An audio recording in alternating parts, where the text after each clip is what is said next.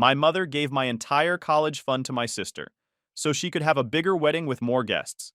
She expected me to just be happy for her and move on. I wasn't. Now she needs a favor from me, and I keep forgetting to call her back. Hey Reddit.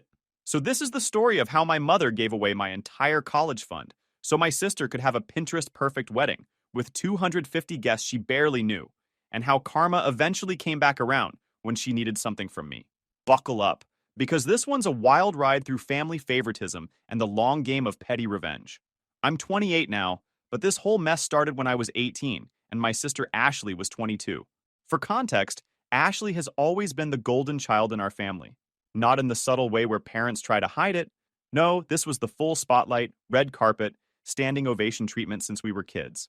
She was the firstborn, the daughter my mom always wanted, and apparently that meant she could do no wrong while I was basically an afterthought with a pulse.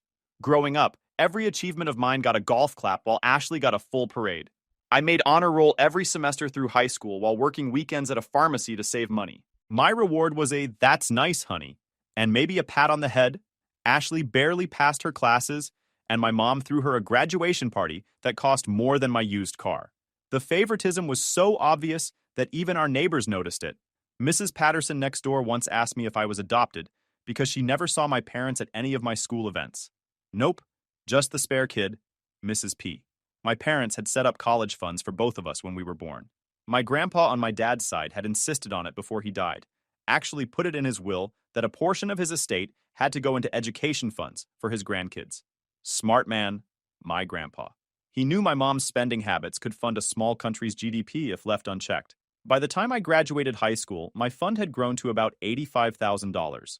Not enough to cover everything at a big university, but enough to handle a state school with maybe some part-time work on the side. I had my whole plan mapped out.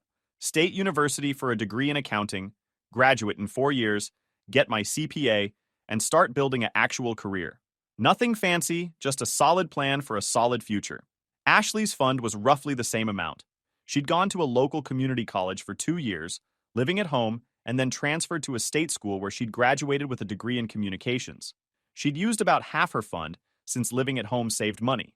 The rest was just sitting there, earning interest, supposedly being saved for grad school or a house down payment or something responsible. Then she met Brandon. Brandon was about as interesting as dry toast, but he had a decent job as a manager at a bank and came from a family with money. Not rich, but comfortable enough that they belonged to a country club and took annual trips to Europe. Ashley saw dollar signs and a lifestyle upgrade, and suddenly she was madly in love with this human equivalent of beige paint. They dated for like 8 months before Brandon proposed. My mom lost her mind with excitement.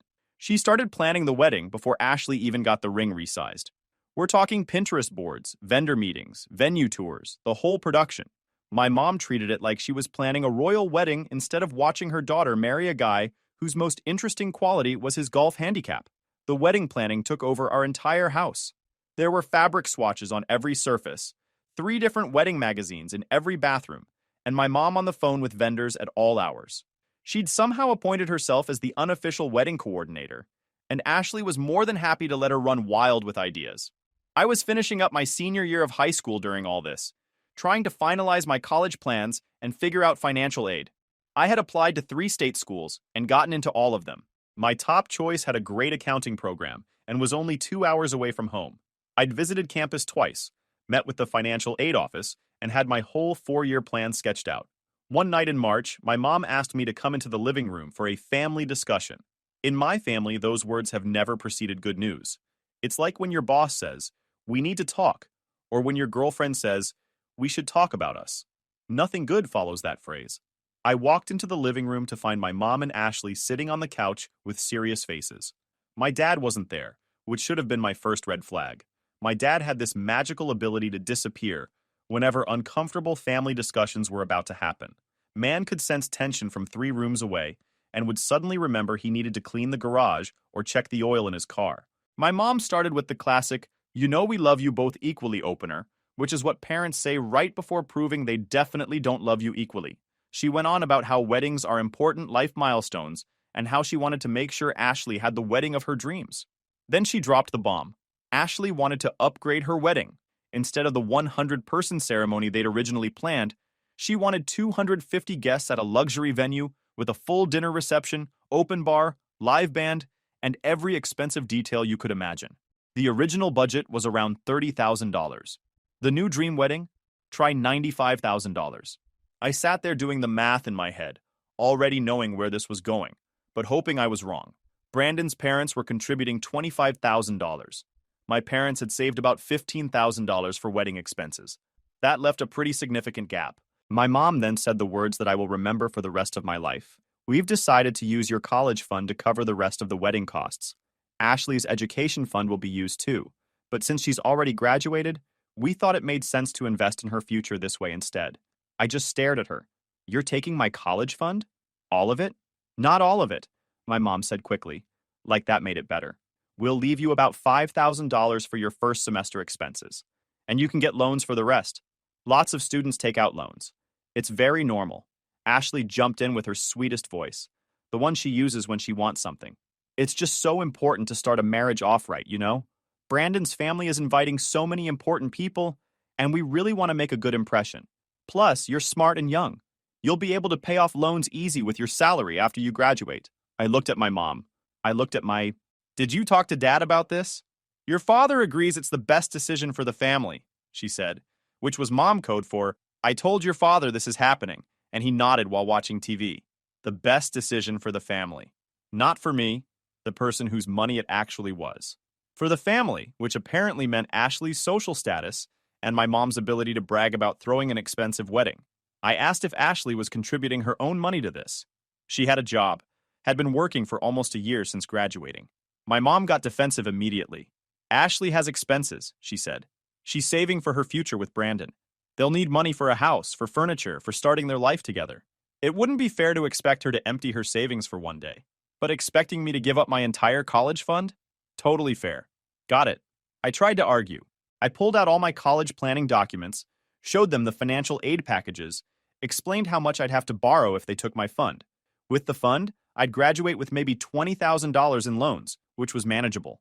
Without it, I was looking at over $80,000 in debt before interest. My mom waved it all away. You'll get scholarships. You're a good student. Apply for more scholarships and work-study programs. Ashley didn't have any of those advantages. Ashley didn't have those advantages because she barely maintained a C average and never tried to get scholarships, but pointing that out would have been unsupportive. The conversation went in circles for an hour. Every argument I made was met with guilt trips about being selfish, about not wanting my sister to be happy, about how family supports each other. My mom even cried at one point, saying she never thought I'd be so cruel as to deny my sister her dream wedding. That's when I realized I'd already lost. The decision had been made before they even told me. This wasn't a discussion. It was an announcement with the pretense of asking my opinion. They'd probably already transferred the money or promised it to vendors. I was just expected to smile and go along with it. I stood up and left without another word. Went to my room and closed the door. I could hear my mom telling Ashley I'd come around, that I was just being dramatic and would understand eventually. The next day, I checked my bank account where I kept the small amount of money I'd saved from my pharmacy job, about $3,000 over 2 years of weekend work. It wasn't much, but it was mine. I opened a new account at a different bank and transferred every penny. I had this paranoid feeling that if I left it accessible, somehow it would also get borrowed for wedding expenses. I spent the next 2 weeks researching every scholarship, grant, and financial aid option available. I filled out applications until my fingers cramped. I met with the financial aid counselor at my future college 3 times, explaining my situation. They were sympathetic but realistic. I was looking at significant loans. My mom tried to do the whole, see, I told you it would work out routine when I got a few small scholarships. She seemed genuinely confused about why I was still upset. In her mind, she'd solved the problem by leaving me $5,000, and I'd figured out the rest. So what was I complaining about? Ashley's wedding planning kicked into high gear. Every single day was about centerpieces, dress fittings, menu tastings, and invitation designs. My mom was in heaven, living vicariously through Ashley's big day. They went to bridal shows together, had mother-daughter spa days, and spent hours on the phone with the wedding coordinator. I worked extra shifts at the pharmacy, saving every dollar I could for upcoming school expenses. When I wasn't working, I was in my room studying or researching ways to minimize my costs. I'd decided to take a full course load every semester, including summers, so I could graduate in 3 years instead of 4. It would be brutal, but it would save me a year of living expenses and tuition. Nobody seemed to notice how much time I was spending in my room or how quiet I'd become. They were too wrapped up in wedding world. The only time I was expected to participate was when they needed my opinion on something meaningless, like whether the napkins should be ivory or cream. Like I gave a single damn about napkin colors when my financial future had just been torched for those napkins. The one conversation that really stuck with me happened about a month before the wedding. I was in the kitchen making a sandwich when Ashley came in, all excited about some overpriced wedding favor she'd found. She started showing me pictures on her phone, going on about how cute they were and how her guests would love them. Then she looked at me and said, "You know I really appreciate this, right? The sacrifice you're making for me?" I just looked at her. Sacrifice I'm making? You mean the college fund that was mine that got taken away? She had the audacity to look hurt. I mean, yeah, but you understand why it's important, right? This wedding is going to set the tone for our entire marriage. Brandon's family has expectations. If we had some small, cheap wedding, what would that say about us? It would say you live within your means like normal people, I replied. She actually rolled her eyes. You're so dramatic. It's just money. You'll make more money. But I only get one wedding day. That was the moment I realized Ashley genuinely didn't understand what she'd taken from me. To her, it was just money that would somehow be replaced. She couldn't grasp that every dollar I'd now have to borrow would cost me years of repayment, that the $85,000 they took would cost me probably $120,000 by the time I paid off the loans with interest. But her napkins and party favors? Critical investment in her future. I stopped engaging with wedding talk after that. When my mom would ask me to participate in planning or give opinions, I'd make myself scarce. This led to more guilt trips about being unsupportive and selfish, but I was past caring. They'd made their choice. I'd made mine. The month before the wedding, my acceptance package arrived from the university. Looking at those papers, doing the math on loans and expenses, the reality hit me hard. I was starting my adult life $80,000 in the hole, so my sister could have monogrammed cocktail napkins and an ice sculpture that looked like swans. The wedding itself was exactly as ridiculous as you'd expect. The venue was this massive estate with gardens and fountains.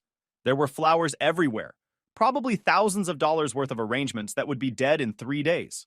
The ceremony had a string quartet. The reception had a 12-piece band, a photo booth with props, a candy bar, a full dinner with 3 entree choices, and an open bar with top-shelf everything. I counted roughly 240 people there. I knew maybe 30 of them. The rest were Brandon's family's friends, his parents' business associates, people from their country club, and Ashley's college acquaintances who she hadn't spoken to in years but invited for the numbers. My mom spent the entire night bragging to anyone who would listen about how she'd pulled off such an elegant wedding, how much thought went into every detail, how Ashley deserved only the best. I watched her gush to strangers about the imported Italian linens on the tables, while I calculated how many student loan payments those linens represented. The couple's first dance was to some song by an artist they'd hired specifically for the wedding. 12 grand for a live performance of their first dance song. That was roughly 1 semester's tuition for me, spent on 3.5 minutes of music. I left early, claiming I had to work the next morning, which was actually true. While my sister and her new husband danced the night away at their 6-figure party, I went home and finalized my financial aid paperwork. College started 3 months later. I moved into the cheapest dorm option, got a work-study job in the library, and kept my weekend shifts at the pharmacy back home. My schedule was relentless. Classes, studying, work, repeat. While other freshmen were joining clubs and going to parties, I was working and studying to keep my grades high enough to maintain my academic scholarships. The first semester nearly broke me. I'd wake up at 6 a.m. for an opening shift at the library, work until my 9 a.m. class, then go straight from class to class until 3 p.m. Then I'd study in the library until my evening shift started at 5, work until 9, grab something cheap to eat, study until midnight, sleep, repeat. Friday nights, I'd drive home and work 12-hour weekend shifts at the pharmacy, then drive back Sunday evening to do it all over again. I watched my roommate and the other kids on my floor live what looked like actual college experiences. Late-night pizza runs, impromptu hangouts, joining intramural sports teams. I couldn't afford the time or money for any of it. One week, all I ate was peanut butter sandwiches because I'd had an unexpected textbook expense and it wiped out my food budget. My mom would call occasionally, asking how school was going. She never asked about my finances or if I needed help. She'd talk about Ashley and Brandon settling into married life, their new furniture, their trip to Mexico. Meanwhile, I was eating ramen and sleeping 4 hours a night. The first time I couldn't come home for a weekend because of work. My mom got upset. We barely see you anymore, she complained. Family is important. I wanted to say that family was apparently important, except when it came to funding my education, but I kept quiet. What was the point? The money was spent, the wedding was over, and I was on my own now. Spring break freshman year, I stayed on campus and worked double shifts while everyone else went home or on trips. The dorms were practically empty. Ashley posted pictures from her vacation to the Bahamas with Brandon. My mom commented on every photo about how beautiful everything looked. By sophomore year, I'd proven to myself I could handle the workload. I was maintaining a 3.7 GPA while working 25 hours a week and taking summer classes. I'd figured out every possible way to cut costs. Buying used textbooks, meal prepping cheap staples, walking instead of taking the campus shuttle to save the few dollars in transportation fees. Summer after sophomore year, I stayed on campus and took a full load of classes while working full-time at the pharmacy. I lived in the absolute cheapest summer housing option, which was basically a concrete cell block that felt like living in a prison, but it was $800 cheaper per month than the regular dorms. No air conditioning during a brutal summer, shared bathrooms that never got properly cleaned, and my neighbors were summer athletes who partied every night. But it saved money. I'd go to class in the morning, work the afternoon shift, come back and study in the one air-conditioned common area until it closed at 10, then go back to my sauna of a room and try to sleep with a box fan pointed at my face.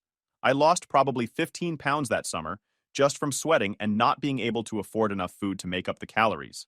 Meanwhile, Ashley posted pictures from their second anniversary trip to Italy. My mom commented, "So proud of you both," with about 20 heart emojis. Nobody asked how my summer was going or seemed to notice I hadn't been home in months. My mom still didn't seem to notice or care about the grind I was living. She'd call to tell me about Ashley's latest home decorating project or their anniversary dinner at some fancy restaurant. Never once did she ask if I needed anything or offer to help with books or groceries. The golden child was thriving in her subsidized life, and that was all that mattered.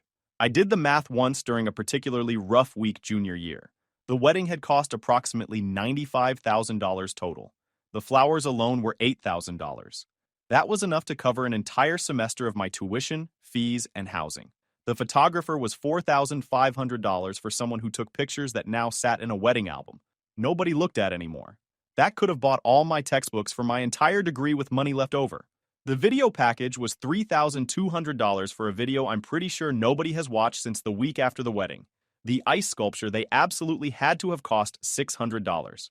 The party favors nobody wanted or kept cost nearly $1,000. Every dollar of that wedding, I could convert into something practical in my life. The centerpieces cost more than my monthly food budget. The wedding cake cost more than my car insurance for 6 months. The live band cost more than my rent for 3 months. But Ashley only got one wedding day. Meanwhile, I got 4 years of exhaustion, stress, and wondering if I'd make it to graduation before burning out completely. Junior year, something shifted. I stopped being bitter about the situation and started seeing it as fuel. Every exhausting day, every stressful exam, every moment I wanted to quit, I'd think about that wedding and it would push me forward. My success wasn't going to be handed to me like Ashley's was. I was going to earn it and it would mean something. I graduated in 3 years like I'd planned, with my accounting degree and a 3.8 GPA. I took the CPA exam 2 months after graduating and passed all 4 sections on the first try, which only about 60% of people do. I had 3 job offers before I even had my final grades. My mom came to my graduation, took a few photos, and left early because Ashley needed help with something at her house. No party, no celebration dinner, no recognition that I'd just pulled off something genuinely difficult while working my way through school. Just a "proud of you, honey" text later that night. I took a job at a mid-sized accounting firm with a good starting salary. Not huge money, but solid for a new graduate. More importantly, they offered student loan repayment assistance as part of their benefits package. It wasn't going to make my loans disappear overnight, but every bit helped. I got a small apartment, nothing fancy but mine. I bought basic furniture from thrift stores and kept my expenses minimal. Every extra dollar went toward my loans. My goal was to have them paid off in 10 years instead of the standard 20. It was an aggressive plan, but I was used to aggressive plans by then. I lived like I was still in college for the first 2 years after graduating. Same cheap meals, same strict budget, same no extras lifestyle. While my coworkers went out for happy hours and weekend trips, I stayed home and made extra loan payments. They thought I was boring or antisocial. I didn't bother explaining that every happy hour cost what I paid monthly on my highest interest loan. My first year working, I paid off $12,000 in loans. Year 2, $13,000. I got promoted to senior associate with a raise that went straight to the loans. Year 3, $15,000.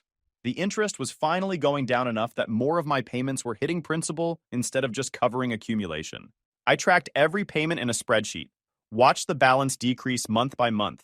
Each payment felt like reclaiming a small piece of my life that had been stolen for flowers and food that got eaten and forgotten within hours. Meanwhile, Ashley and Brandon were living their best life. They'd bought a house in a nice neighborhood with granite countertops, a finished basement, a 2-car garage. They had real furniture, not thrift shop finds.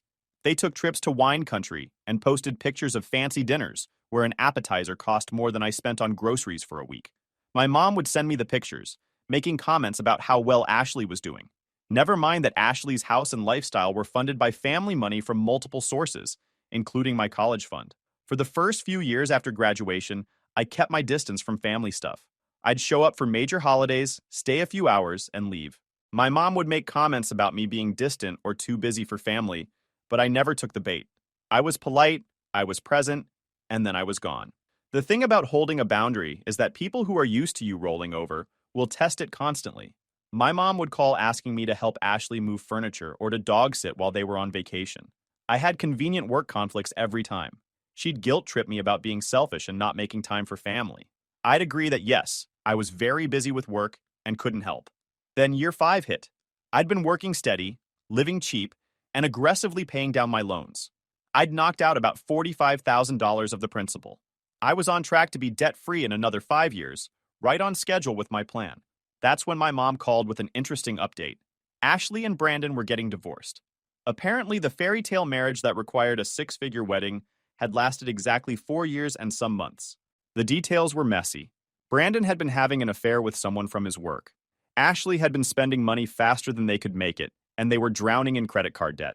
They'd bought the house and furniture and cars and took trips they couldn't afford, living off credit and expectations. The house was underwater on the mortgage.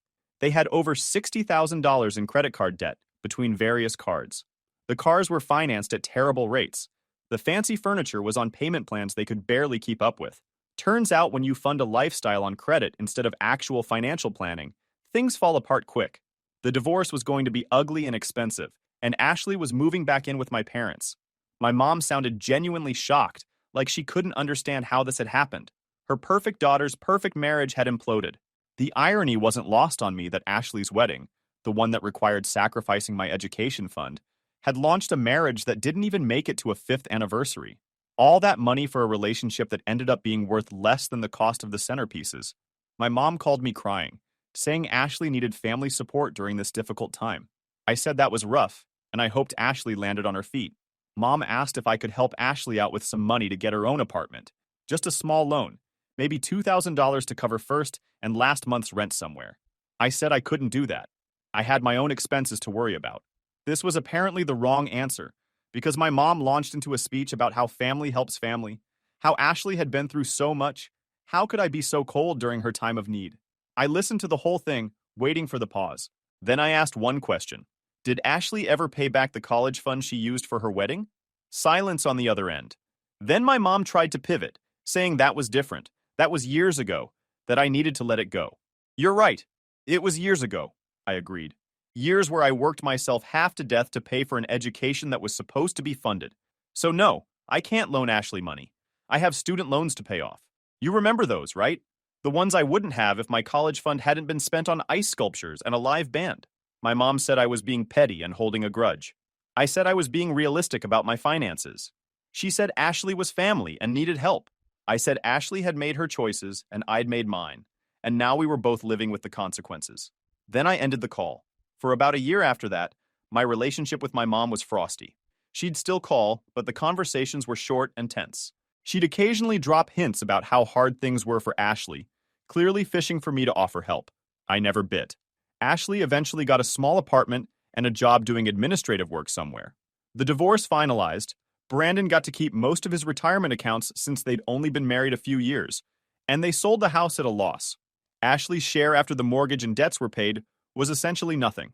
I kept my head down and kept working. Made senior accountant after 3 years at my firm. Got a raise, kept paying down loans. My life wasn't exciting, but it was stable, and it was mine. I'd built it myself without handouts or family money, and there was something satisfying about that. Then 6 months ago, my mom called with a different kind of request. This wasn't about Ashley or guilt trips about family obligations. This was about her. My dad had retired the year before. They'd been planning to do some traveling, enjoy their retirement years, all that standard stuff. Except it turned out my dad had made some questionable investment decisions over the years that nobody knew about. Some former colleague had pitched him on some business opportunity that turned out to be basically a scam. He'd invested a chunk of their retirement savings, something like $40,000, and lost almost all of it. They were in a tight spot financially, not homeless or anything dramatic, but tight enough that their comfortable retirement was looking a lot less comfortable. My mom was asking if I could help them out.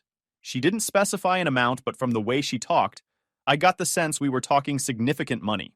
I told her I'd need to think about it and check my finances. She seemed relieved that I didn't immediately say no, probably thinking she'd finally broken through my selfishness. I did think about it for about 30 seconds. 30. Then I went back to my life and didn't call her back. She called a few more times over the next couple weeks. I'd see her name on my caller ID and just let it go to voicemail. The messages started off casual, just checking in to see if you'd had time to think about helping out. Then they got more urgent. Really could use your help here. Getting worried about making ends meet. Then frustrated. Would appreciate a call back. This is important. I'd occasionally text back something vague like, super busy with work, will call when I have time, or got your message, still figuring out my budget. Never an actual commitment to call or to help, just enough response to show I wasn't dead. A month went by. 2 months. My mom started calling more frequently. The messages got longer and more detailed about their financial situation, how they might need to sell the house and downsize, how she was so stressed about money at a time in her life when she shouldn't have to be stressed, how she never thought her son would leave her hanging like this. Never once in any of these messages did she acknowledge the irony. Never once did she seem to connect the dots between leaving me to drown in student loan debt and me not jumping to rescue her from financial trouble. The best message came about 3 months into this whole thing.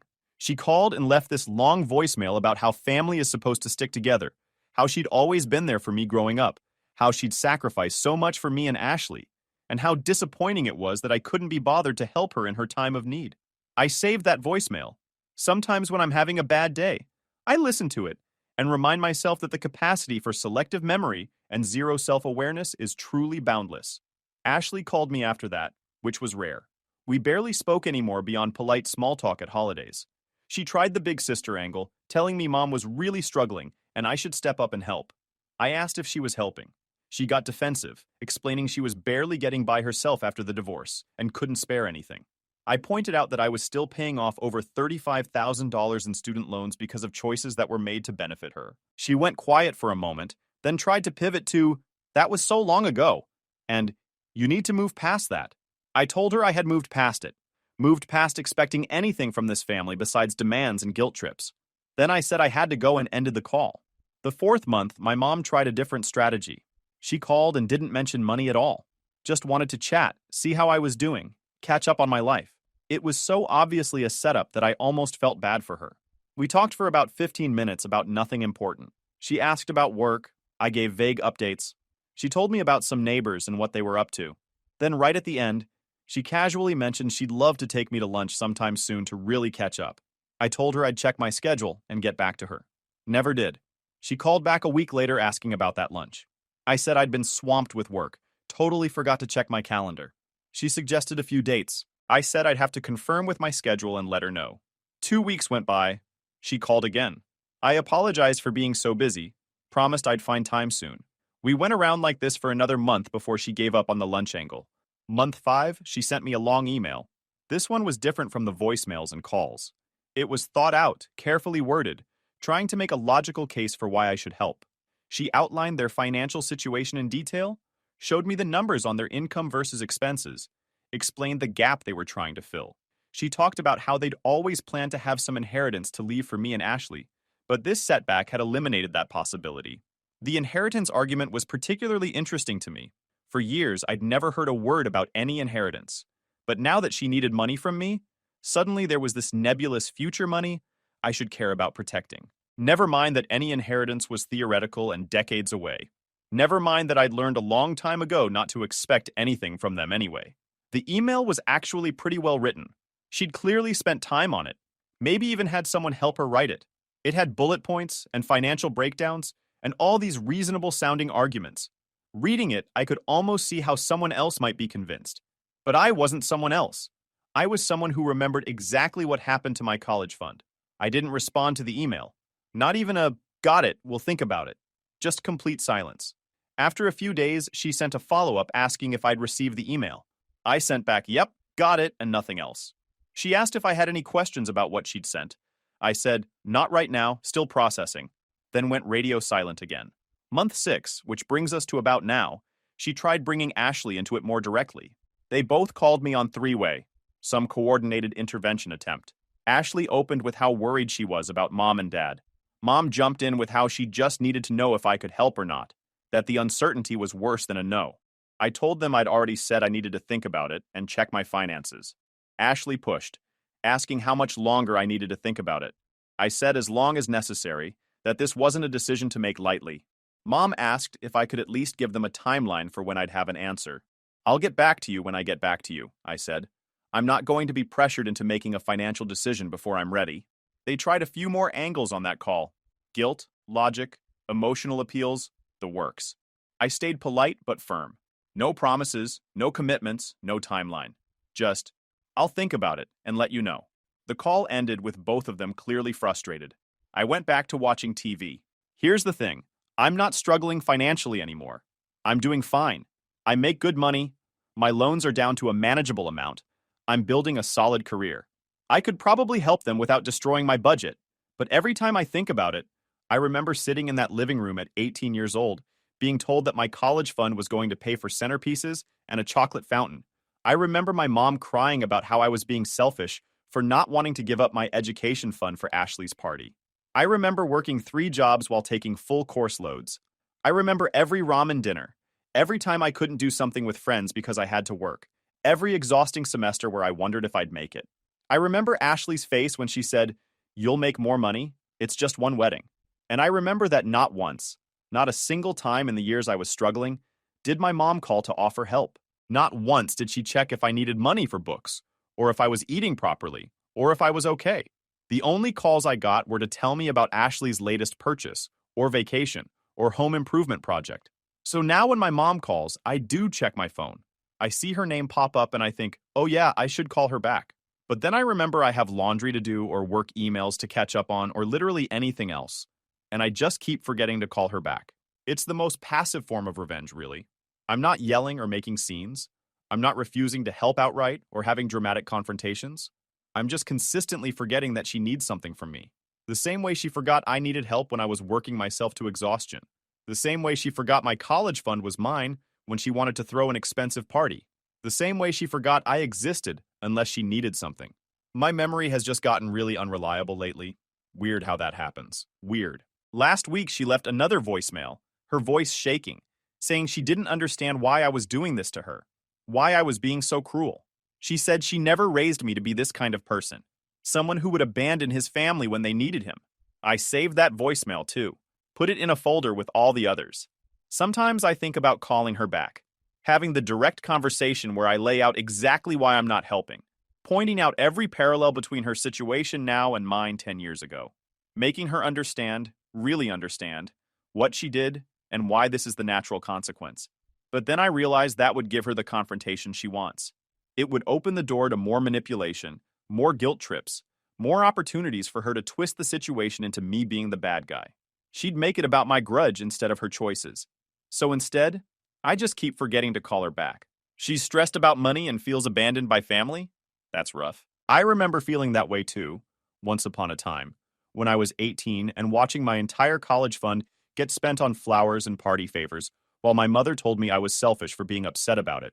Ashley called me yesterday, angry this time instead of playing the concerned sister angle. She said I was being childish and petty, that holding on to this grudge for so long was pathetic. She said Mom was literally losing sleep over their financial situation, and I was just making it worse by ignoring her.